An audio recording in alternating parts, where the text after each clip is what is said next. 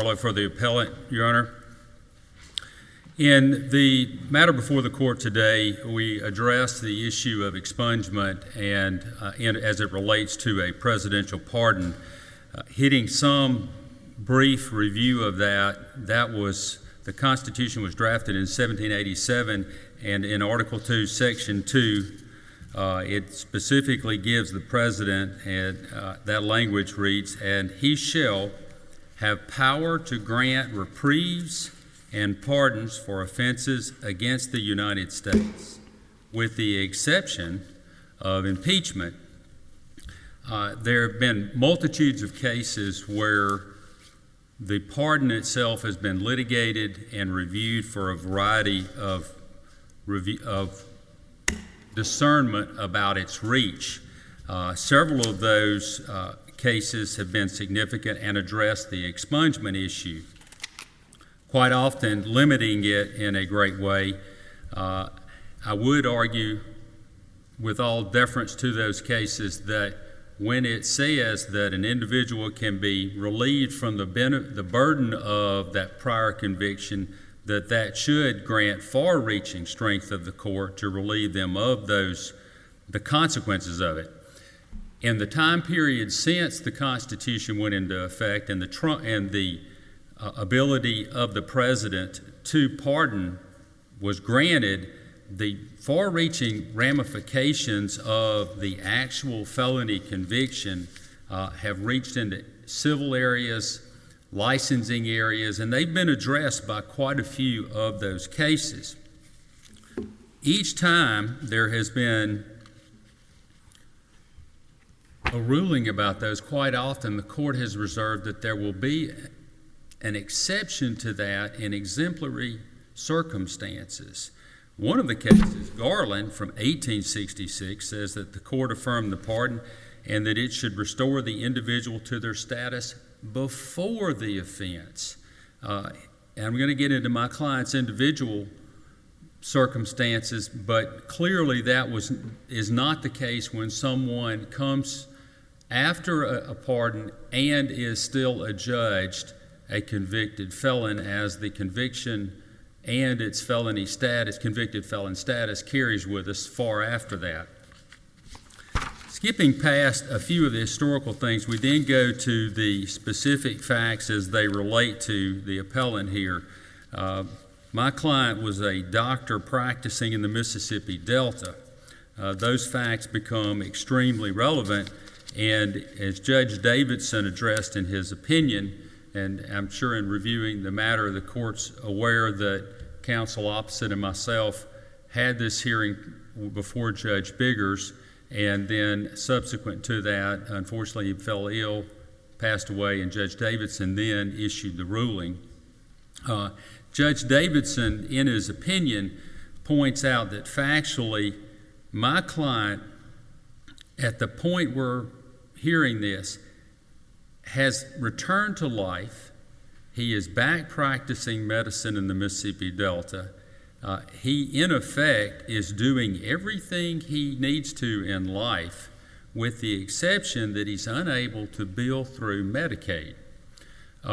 Judge Biggers, during the hearing, asked quite a few questions about that, because being a judge from the Northern District of Mississippi, he was aware of the impoverished nature of the Mississippi Delta, particularly Greenville, and the fact that my client continued to practice medicine there.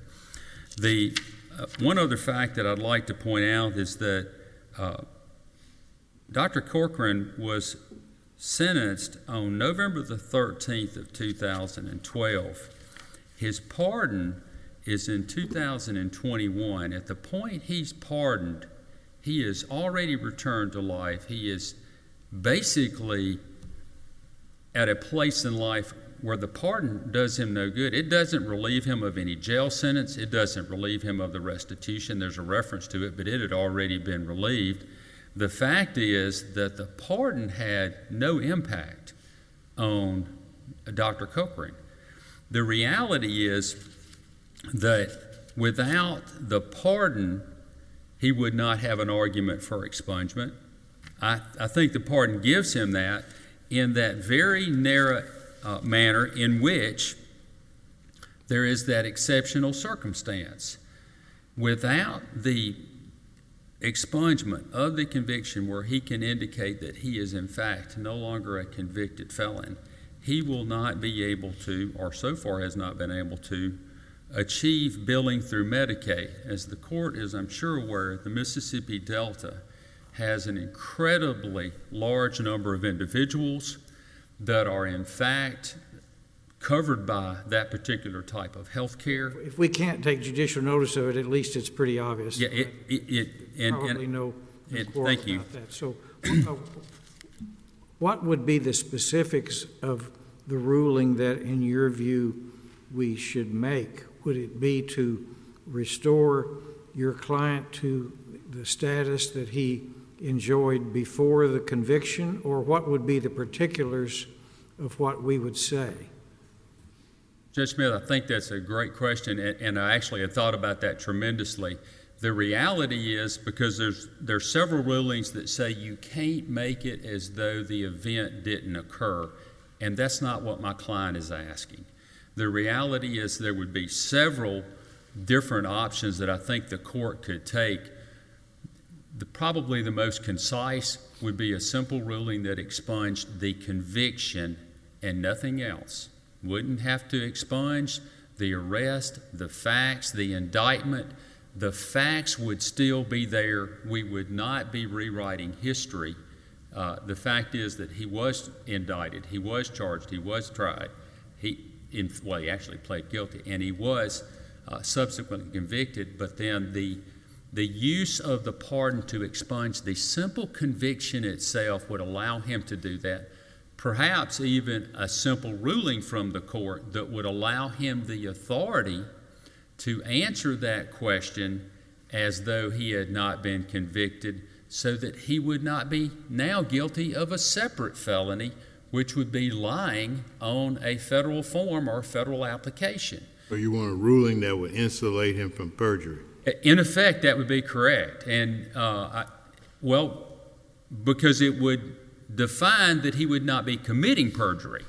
If he could at that point say that I have been relieved of that conviction for that purpose, but simply, and there are several state statutes, and I do not find a federal statute that allows for it, although there's some language in some of the cases that allow those state statutes specifically say that an individual going forward after the expungement can respond without penalty of perjury that they have not been convicted. A type of ruling that would insulate him in that manner for these exceptional circumstances, because again, if you look at the timing, you can see from the pardon, the appellant received no benefit from the pardon in effect. He had already returned, he was billing insurances, he was working, he worked through COVID with this handicap, and it was an extremely difficult thing. I would imagine there was some hoop jumping where he was directing nurse practitioners who may have been able to bill, but the number of people that were treated at that facility in Greenville, Mississippi during COVID could have used another doctor that would have been able to bill under that. Well, I'm sure when did you represent him at the guilty plea? No, I did not, Your Honor. Well, it's highly likely that when he pled guilty, in the run-up to that, his lawyer thoroughly went over not only the elements of the offense, but the clear consequences of a conviction, whether by jury or otherwise, to wit, the medical practice, et cetera, et cetera. And in some regards, one might even lose their medical license, but he did not, and that's not at issue. But he clearly knew when he pled guilty that he was, giving up all these things, for the benefit of other things, but goes along with, the guilty plea. So I ask you, if a person pled guilty to 18 U.S.C. Section 1001, which is making a false statement, okay? And at the time, the statement was false, but at some later point, whatever the statement was eviscerated, doesn't exist anymore, no longer on the books, whatever. So would such a person be able to come in and say, well, that's not on the books anymore. That's not wrong anymore. Therefore, I should get expunged because what was false then isn't false anymore. You follow my question? I do, Your Honor, and I don't think they could do that. And I want to make it clear that I'm not standing before the court on my client's behalf saying he didn't commit this. This did not happen. And the court is spot on point about as the plea colloquy went through, he would have acknowledged to the district judge, hey, Judge, and it was Judge Biggers, that I'm aware these constitutional rights are going to be lost by me in this plea process. That is the unique door that is open to us because of the presidential pardon. Again, I read the cases. I'm aware that this is not a gaping door, a barn door we want to kick wide open. Without these unique facts for Dr. Corkern and his need for that, I don't think it would be a compelling argument for the court. I think it has a narrow window of that exceptional circumstance that allows him to go back to the people of the Mississippi Delta where he continued to work. But if he was a Hollywood doctor or whatever, well, I shouldn't put it that way. Let's say he does plastic surgery on people who want to get rid of birthmarks and tattoos and other kind of stuff. Not that I'm putting that down, but it's elective and so forth. It's lucrative and the whole spiel, but it's not Medicaid eligible, shall we say. So, not. So, what you're really saying, the fact of the nature of the practice in the Delta, albeit, it just screams at you, but, could that be the inertia for the holding? You follow what I'm saying? I do, Judge Stewart, and I think your analysis is very accurate. I don't think I could be standing here with a straight face before the court requesting this if my client was doing nip and tuck work and cosmetic work. Here he is an on-the-ground, frankly, rural doctor in what is the biggest urban environment in the Mississippi Delta. And that need is tremendous. Just simply recruiting doctors I got you, but you're asking for equitable relief in a legal box. It's Christmas time or seasonal, so you want equitable relief packaged in a legal encasement. Those are my words, and I'm not making light of the argument. I'm just, since I read the briefs here, I'm just saying, but essentially, it's a request for equitable relief, to look at those underlying circumstances and say, because of that, there should be this needle hole that he should get through because. Judge, and I'm going to conclude with this and maybe preserve 1 minute for rebuttal. Actually, it's from Judge Davidson's opinion that I'm actually quoting his, and when he denied the relief. The judicial editing of history is likely to produce a greater harm than sought to be corrected. That's from Rogers 469, F. 2nd, 1085. Any number of reasons may lie behind the granting of an executive pardon, but the granting of a pardon does not in and of itself defect the previous conviction. That is not what we're trying to do here. We're trying to deal with the reality that the pardon opened that narrow door for the exceptional circumstances, and that this is an appropriate place not to rewrite that history, but to nip out that one place, the conviction, so as that my client would have that ability to aid there. If there are no other questions, I'll reserve 1 minute. Yes, you've saved the full 5 minutes for Thank you. Mr. Harlow. Thank you. Mr. Dabbs? Thank you, Your Honor. May it please the court. My name is Clay Dabbs. I'm an AUSA in the Northern District of Mississippi. I was involved in this case back when Dr. Corkern was indicted. When he pled guilty, he eventually testified as a government witness, was sentenced, and actually did file a 2255 that was denied, which he did not appeal. Dr. Corkern pled guilty to essentially bribing the county administrator of Panola County, and there is no indication, as we sit here today, that there's any issue with his underlying conviction. He was pardoned in January of 21, just as President Trump's term was coming to an end, and shortly thereafter filed this motion for expungement. So there is no statutory authority for Dr. Corkern's expungement. He's not suggesting that there is. There are statutes that allow for expungement, such as a simple possession charge. If you're under the age of 21, there are certain circumstances where there are statutes that say you can expunge the records. So obviously Congress has if they do it in that case, then they certainly could do it in the case of a pardon if they chose to and have not done that. There's no allegation that there's some constitutional basis for the expungement because there's no problem with the underlying conviction. So Dr. Corkern is asking for an equitable expungement. And it appears to me Explain, I don't mean to interrupt your train of thought, but explain to us a little bit about how it works with a pardon. The president offers the pardon.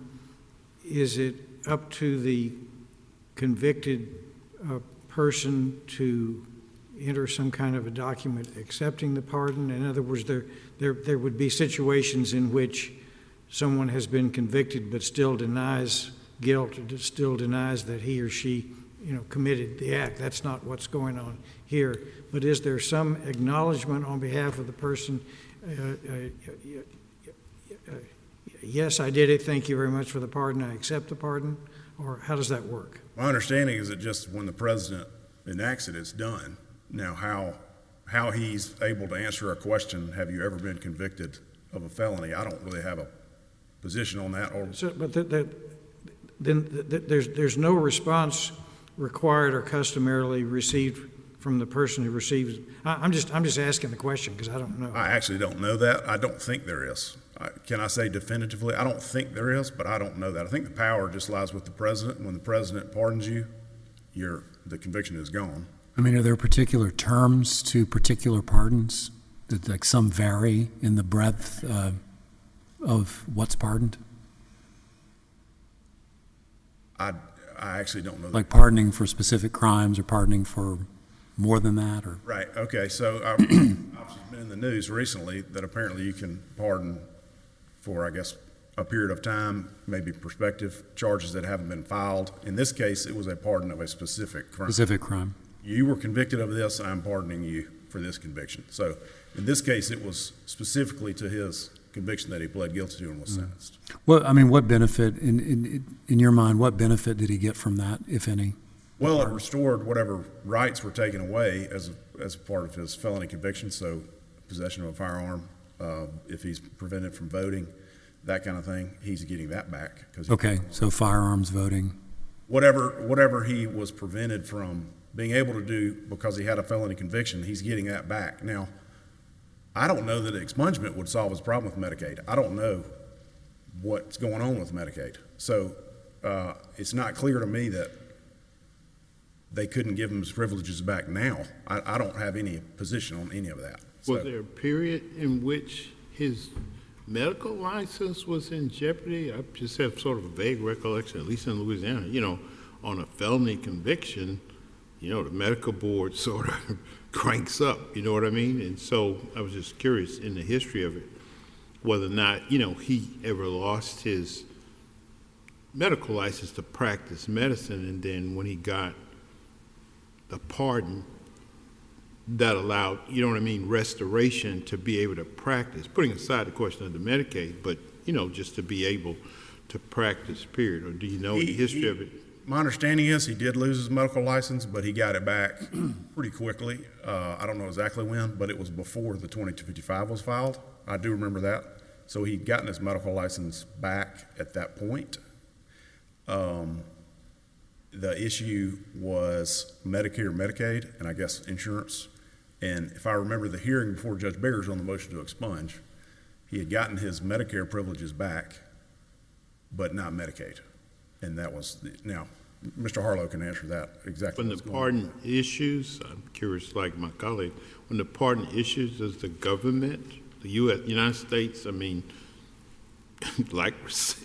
receive a carbon copy, so to speak, so the government is, quote, like on notice, or is it like, when I got out the Army, I took my DD 214 and I filed it in the clerk's office for all the world to know, forever. I'm not being facetious, but I'm just wondering when it happens, does the government sort of get it? Is it filed or something? So for other purposes, he has that to, to rely on. Somebody didn't have to just take his word, hey, I've been pardoned, he can say, or the government, has you right or whatever. So there are times when they communicate with us before the pardon.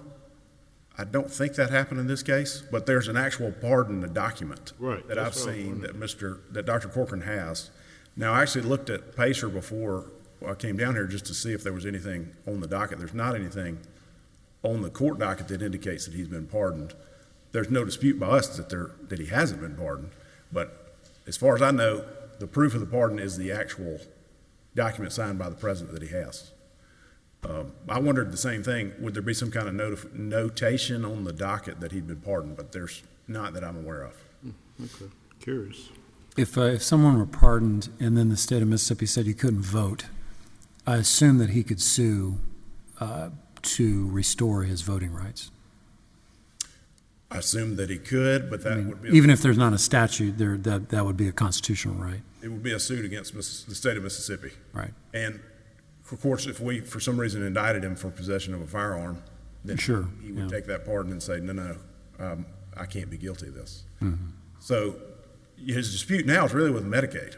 We have no control over Medicaid or the contractor that administers Medicaid. And I don't know that this, Judge Biggers actually said this in his sentencing when he was sentenced. He said, I hope he gets to continue to practice medicine. He said that in court. He said, I don't have any control over what the state medical board or Medicaid does, but I hope that he gets to practice medicine. So even if the court reversed the district court and granted the expungement, I don't know that it would solve the problem. But I don't speak for Medicaid. I don't have any control over Medicaid. But the question in an equitable expungement is, how do you even get to the facts in the first place? And that is, you have to have authority from somewhere. You have to have jurisdiction. And the case that appears to be the case, and the significant case of this search, obviously, is Judge Smith's opinion in the sealed appellant case. And that says you either have specific statutory authority, which we don't have, or there's an affirmative violation of constitutional rights. So there's no allegation that there's an affirmative allegation of constitutional rights. So there is no jurisdiction to begin with to even hear the motion to expunge, which is what the district court found. Now, I'll confess, I was confused when I read sealed appellant the first time as to whether it applied to judicial records or just to the executive branch. Anytime someone files a motion to expunge, they're going to want to expunge the executive branch records because that controls the database checks, and the background checks are going to flag, as long as the executive branch is still got it in the NCIC. So it wasn't entirely clear to me that it applied to judicial records, but it does appear that is the way it is being applied.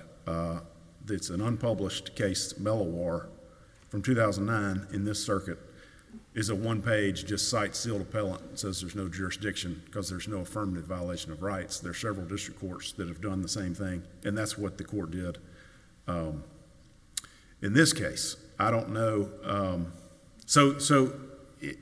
In an expungement motion, to be successful would almost certainly follow a motion to dismiss that's successful, or like a post-trial motion that's successful, or a 2255. There'd have to be some kind of assertion of the violation of rights to get to the expungement in the first place, and we don't have that here. I don't know if the court, there is a Supreme Court case that a lot of circuits have talked about, Conan. I don't know if the court wants to address that or not. I think it's totally up to the court as how far you go down that road. Most circuits that have looked at Conan have come to the same conclusion that there is no jurisdiction over an equitable expungement. There is one case, I actually have a footnote in my brief that's wrong. I said every circuit had found the same thing looking at Conan. The 10th Circuit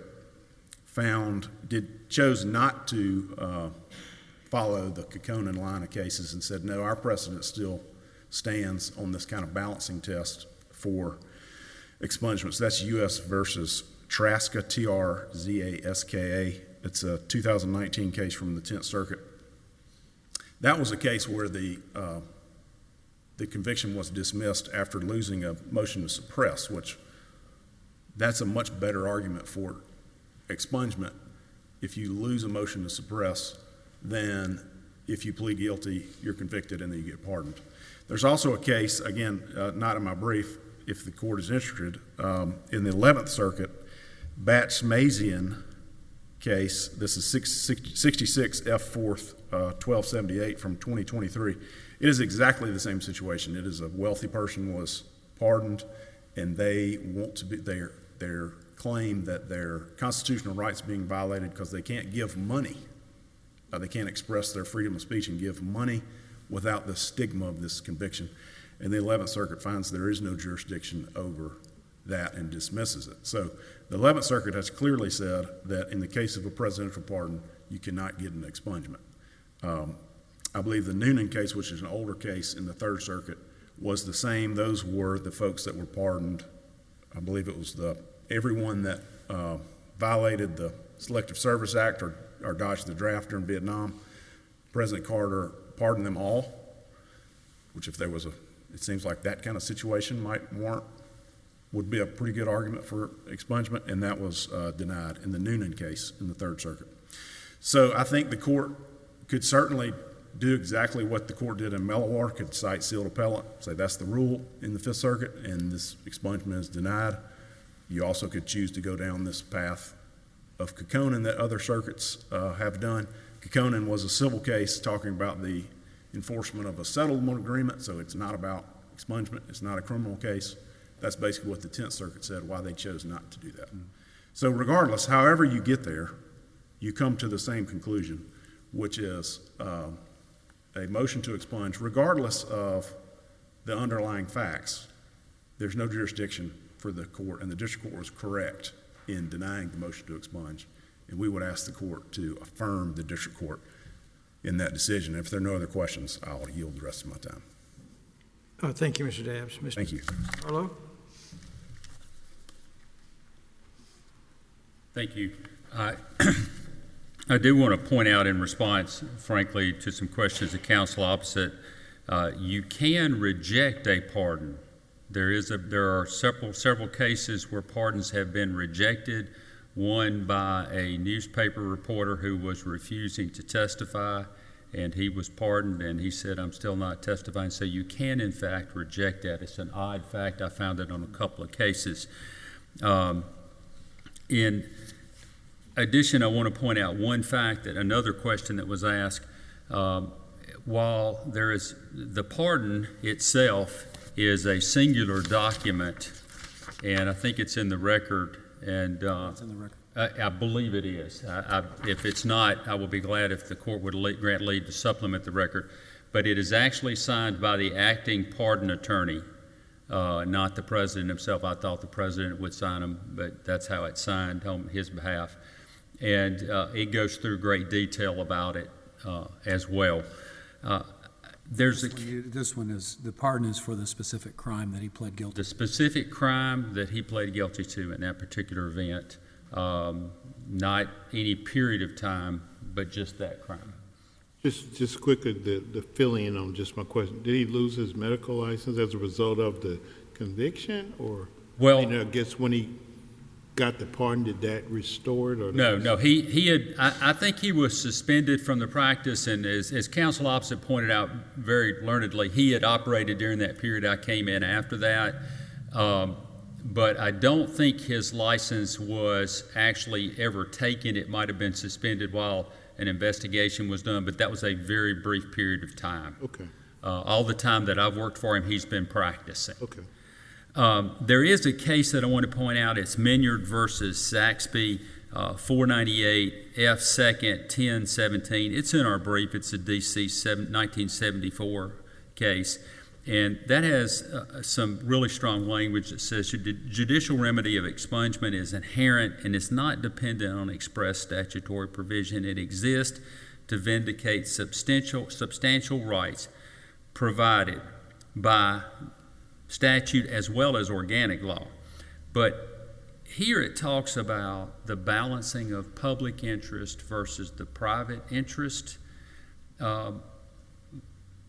My client really won't get a big benefit from this, but some people will, and the hospital in particular will. But I do want to point out one fact as well. We were asked about gun rights. If you apply for a gun license, it specifically says, not a license, just to get one, are you a convicted felon? He's still got to answer that, yes, I know, because I got that phone call and I said, until there's a ruling, you're a convicted felon. And so he has not purchased a gun because of it. I think it might act as a defense if he in fact were charged as a felon in possession of a weapon, but when he goes to apply for the purchase of a weapon, he has that distinction. That's not why we're here, but that fact is One there. more, just an information question. Counsel Alfred said, or you said, he's able to participate Medicare. The disallowance is Medicaid, right? That's correct. Has he specifically, I'm not saying that's the answer here, but has he requested restoration with Medicaid and Medicaid says, nope, sorry about that, unless da-da-da-da, and he says, yeah, but I have Medicare? He has requested those on a repeated basis prior to the pardon and after the pardon, and just so that I could represent this because that is ongoing, I confirmed with him yesterday that he has been granted no type of relief there at all. He said, I'm not going to quit asking, but I have not been granted any relief. I'll be glad to respond to any questions. All right, thank you, Mr. Harlow. Thank y'all very much. Under submission, and as previously announced, we'll take a brief